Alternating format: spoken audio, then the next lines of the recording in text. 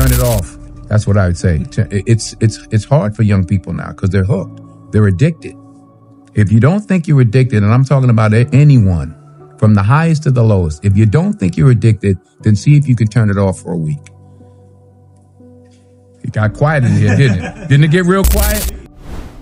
Yes, my friend, this is one of the curses of social media. We have become addicted, but the question is, are we addicted to our phones or to something much deeper? When you hear the word addiction, don't think only of drugs. There are many kinds of addiction. Addiction to TV shows, addiction to coffee, addiction to football, the list goes on. We get addicted without even realizing it. So if you feel you're addicted to something, from pornography and masturbation to drugs or social media, I want to tell you that this series will address these problems in detail, and it will help you break free from any addiction that is destroying your life or preventing you from achieving what you want. Part 1. Exploring the book Dopamine Nation by the brilliant author Dr. Anna Lembke. Grab your favorite drink and let's begin. Chapter 1. The Addiction to Pleasure. Welcome to Subvanta, the channel that helps you become the kind of person who attracts the results you want and achieves the goals you dream of. The author of the book is a psychiatrist, which means she studied medicine, usually focusing on the brain and nervous system. This means that when she diagnoses a psychological disorder,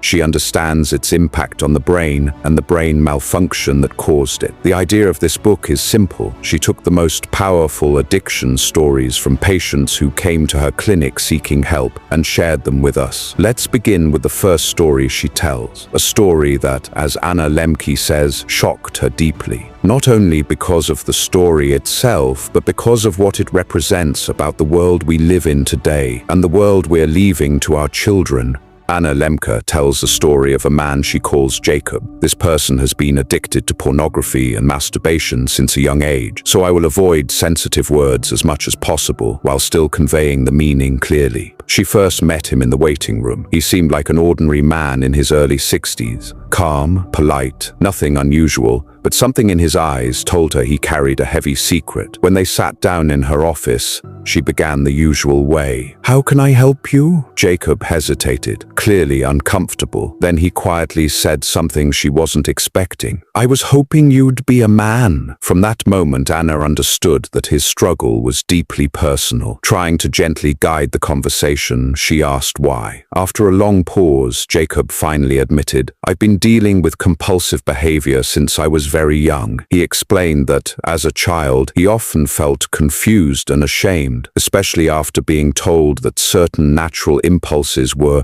wrong. Instead of learning to understand himself, he learned to hide things, even from the people closest to him. Growing up, the guilt only got stronger. He tried many times to change his habits, but the pressure and isolation always pushed him back into the same patterns. At 18, when he moved away to attend university, he found himself alone for long hours. Loneliness made everything worse. He spent more and more time trapped in routines that gave him quick relief but long-term pain. Eventually, he went so far as to create a device that allowed him to stay stuck in these unhealthy patterns for hours. He knew it was harming him, affecting his confidence, his relationships, and his ability to live normally. He tried to stop. He hid the device. Sometimes he even took it apart and threw away the pieces. But a day or two later, he would always return to it, rebuilding what he had destroyed, restarting the cycle he desperately wanted to break. Anna remembers feeling worried, not because of Jacob's past, but because of the depth of his suffering. He had reached a point where his habits controlled him, instead of the other way around. Before continuing the story, I want to say this. Any habit that controls your mind, steals your time, or pulls you away from who you want to become is worth taking seriously. Stepping away from it can completely change your life. Anna continues, "In my 40s, I developed an unhealthy attachment to romance novels. The Twilight series became my emotional escape. I felt ashamed reading them, even more ashamed admitting my obsession. They were my perfect retreat as I approached midlife. Millions of women my age were reading them too. That wasn't the problem. The problem was that eventually, the simple romantic plots no longer satisfied me, so I began searching for more graphic, intense stories. Then I bought a Kindle, and everything escalated. No more waiting for book deliveries, one tap, one swipe, and I could get whatever I wanted instantly. Reading instead of socializing, reading instead of cooking, reading instead of sleeping, reading instead of giving attention to my husband and children. I began with passion, something good, but soon it became addiction. And this is what you must understand. Addiction is not only drugs or pornography, even positive things, when consumed excessively, can become harmful. At the age of 23, Jacob met his wife. After they married, they moved into a 3-room apartment with her parents, and he left his machine behind forever. He and his wife applied for their own apartment through the public housing system, but they were told the waiting list could take up to 25 years, so they decided to earn extra money instead of resigning themselves to living with her parents for decades. To be able to buy a home of their own as soon as possible, they both started working additional jobs. With time, their work flourished,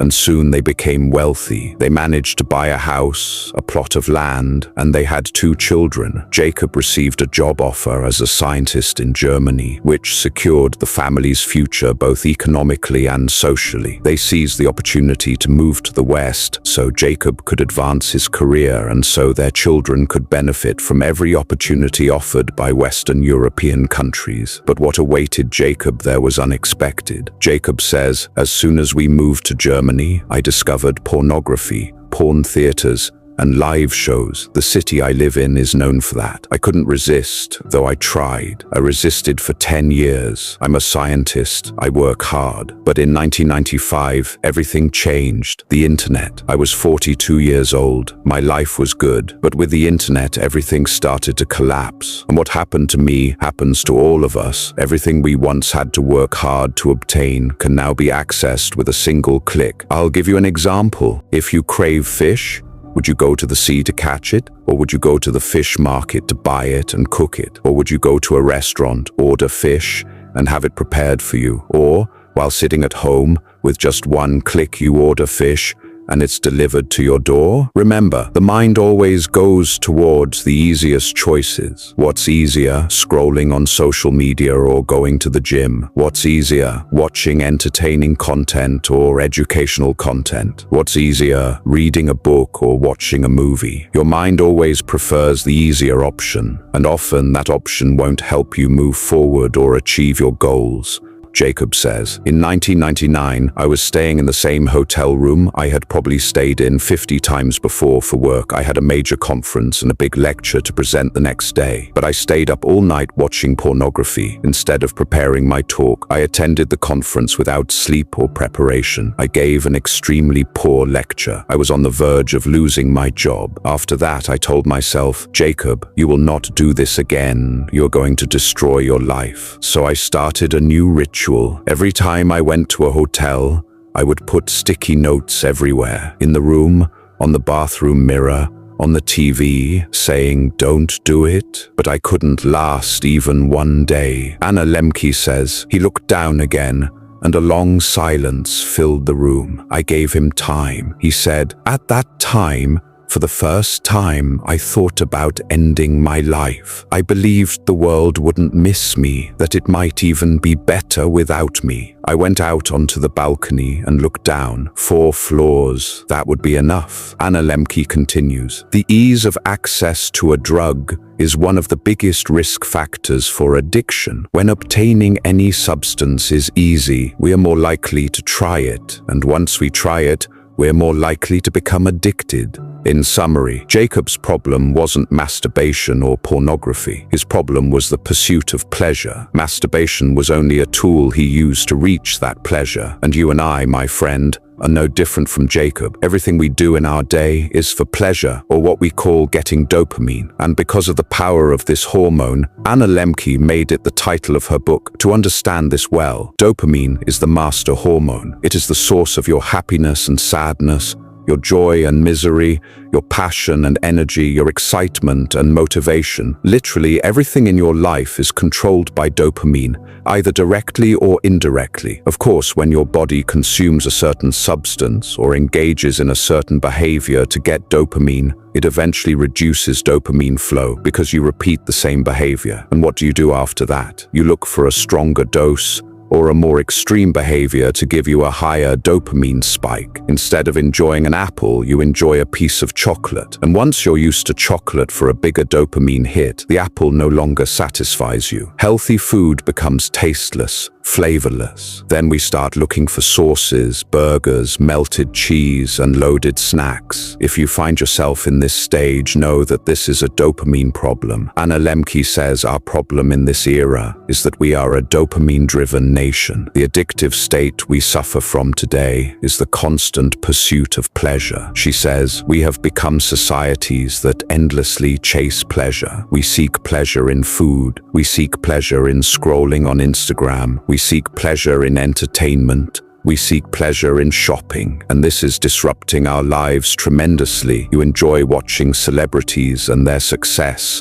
while your own life is slowly declining. If you understand just this one point from this video, I'll be happy. You are wasting your life watching other people's lives. Do you realize this? You waste 3 hours a day watching what? Watching others live while your life is on pause. And then you ask, why? Why is everyone living a new life except me? Just disappear for a while and build yourself, develop your skills, develop your character. In this video, we discussed in detail the problem that most people suffer from. And in the second video, Lembke will give us the solution to change our dopamine-addicted behavior through natural and effective methods. This video took me many long hours of work and effort to deliver this information to you in a smooth and beautiful way. If you feel it deserves it, leave a like and tell us in the comments. Are you also struggling with dopamine addiction? And always remember, a hope, then dream, then possibility, until it becomes a reality, not just a fantasy.